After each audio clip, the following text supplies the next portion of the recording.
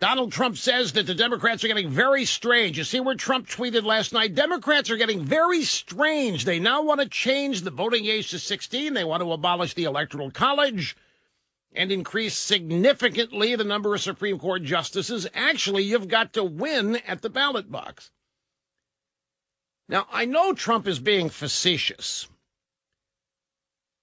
but the Democrats do want to lower the voting age, and they do want to get rid of the Electoral College in order to win at the ballot box. You know, Mitt Romney would have been Obama in 2012 if we only counted the votes of people over 30. Everyone younger has been completely indoctrinated by the schools, or as Pelosi says, they've been captured. The Democrats, let me run through the list of things here that the Democrats want to do. And all the while, they are running around talking about how Trump is assaulting the norms in our country, that Trump is assaulting our cultural norms, Trump is assaulting our political norms, that Trump is blowing up everything. It's the exact opposite. It is the left today that is assaulting American norms, if you will. Court packing, abolishing the Electoral College, abortion after birth, open borders, anybody wanting to come into the country gets in, the government totally taking over health care, Medicare for all. You think that's not assaulting norms? Everything the Democrats want requires trampling on the Constitution. And I'm going to tell you something else. This business of getting rid of the Electoral College in order to make every vote count, what a silly and stupid claim. Let me present a picture for you. Once there is no Electoral College, if they were to ever succeed in eliminating the Electoral, by the way, and they want to do all this without going through the amendment process to change the Constitution. They just want to decree it. This is modern day liberalism. They decree climate change is real, and that's it. There is no debate. They decree that eating meat must be stopped. There's no debate. You must stop eating meat. Whatever cockamamie crazy thing they want, they are demanding it, including changes to the Constitution. No debate, no argument, and you don't get a say. But let's paint a little picture here. I don't know that people, with the state of American education today, I doubt that very many young people have the slightest idea of the purpose of the Electoral College.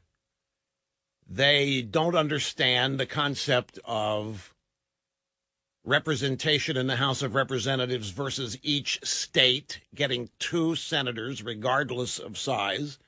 Sure, they don't understand any of this because they've not been taught this. But it is fundamental to understanding how a constitutional representative republic works. But let's play the little game. Let's say there is no Electoral College. If there's no Electoral College and the only thing that matters is the popular vote, guess where presidential candidates are not going to campaign? Red state, flyover states. Those states will never see presidential candidates come to town. Presidential candidates will go to New York. They will go to California. They'll go to Illinois.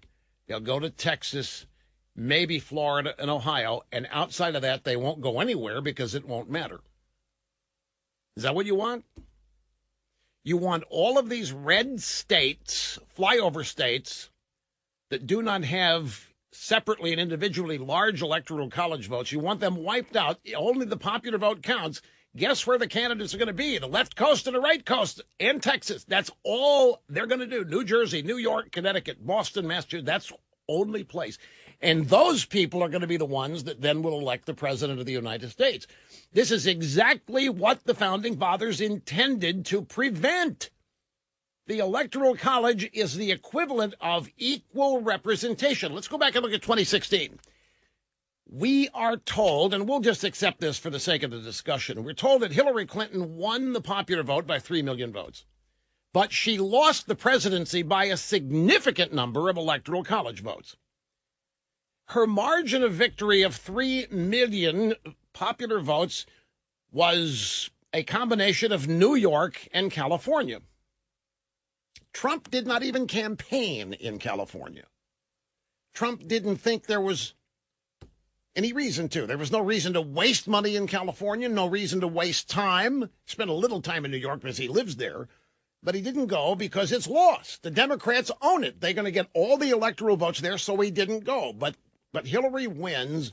If Hillary Clinton had won the presidency on the basis of the popular vote, I dare say that the people that would have elected her would have been in California and New York and New Jersey and Massachusetts and Connecticut and so forth up and down the East Coast.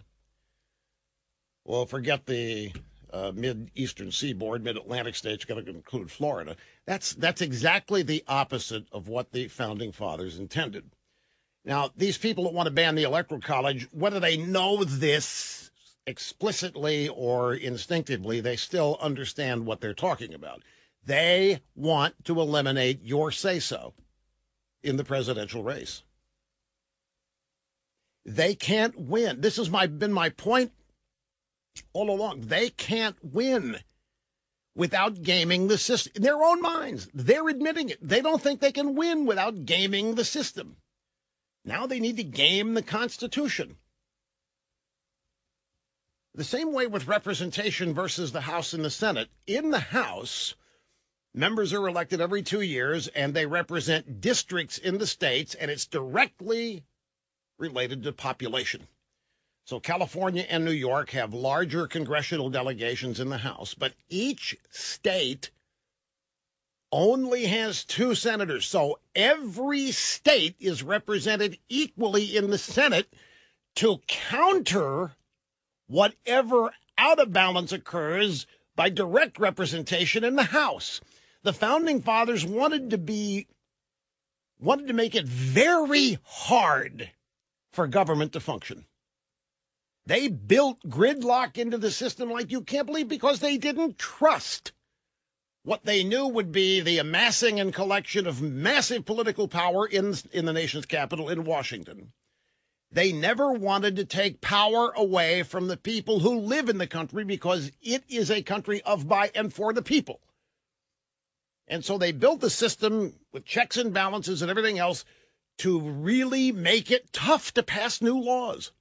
Why do you think the administrative state has sprung up? Because it is tough to get legislation passed in Congress. And longer we go, we discover that Congress doesn't even want to tackle controversial issues because they don't want to go on record voting pro or con, because then that becomes a hindrance to their reelection campaign. So they form blue ribbon committees, for example, to determine which Air Force bases are going to be closed during downsizing or this or that, so that when it comes time, say a couple of bases close in California, the local congressman can say, hey, I had nothing to do. I worked really hard to save the base, but that blue ribbon panel, they're the ones that did it. Don't look at me. Same thing with the administrative state. All of these laws, all these regulations that come from unelected people way deep in the administrative state, because it got really hard for the left, well, anybody, to really move an agenda forward in the House and the Senate and to get a presidential signature. It was designed to be really hard. It was designed by the founders for government not to have an easy time wielding power over people and growing and getting bigger. And as the country evolved, it became harder and harder for legislation to happen. Ideologues and agenda-driven members of Congress and the Senate expressed all this frustration. So here comes the deep state and all these presidential cabinet-level departments. And how many of them did Nixon create? Nixon gave us OSHA. Nixon gave us the EPA, all in an attempt to buy the love of liberals, and it didn't work. So we build all these bureaucracies. They become part of the administrative state. They start issuing regulations left and right. Been doing this for the last 50 years. We have no recourse. We don't even know when it happens. We don't even know stuff being debated. It isn't being debated. It's being decreed. This is not how it was designed to happen, and the left is simply trying to streamline exactly what they've done in the administrative state by getting rid of the Constitution as often as they can in the electoral process and in the governing process. That's what this is all about. They want to be able to decree things. They don't want to have to compete. They don't want to have to win. They don't want to have to debate. They want to be able to command. And so all of these things that they are talking about, packing the court. Yeah, let Trump come out in favor of it and start nominating a bunch of Neil Gorsuches and see how they feel about it. Abolishing the Electoral College. I'm telling you, folks, stop and think about that one. This talk about the popular vote should elect the president, yeah, if every state had the equal number of people in it, but it doesn't. If the Democrats and Republicans were equally represented in every state, then yeah, you could talk about it, but that's never going to be the case.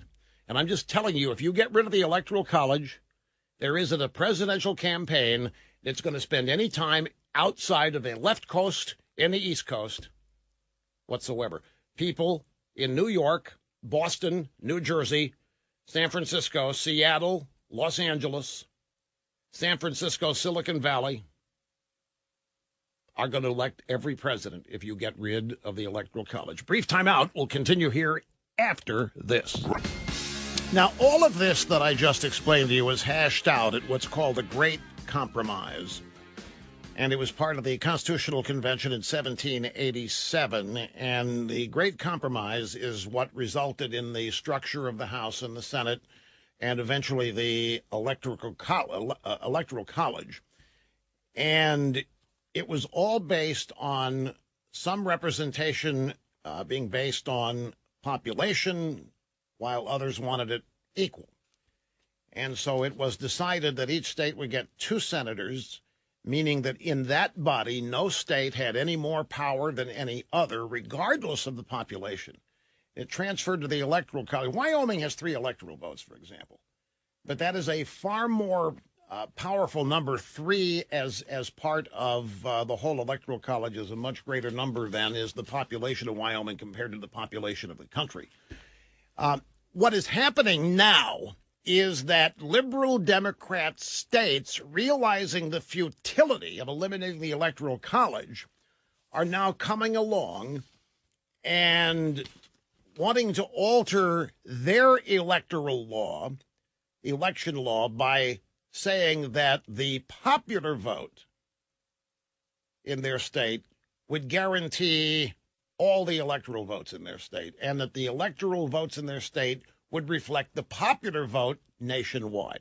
Colorado has joined this effort. It's the first swing state to join a group pledging to elect presidents based on who wins the national popular vote. So the left is attempting to undermine the Constitution in so many ways, and yet they accuse Trump of assaulting our national norms.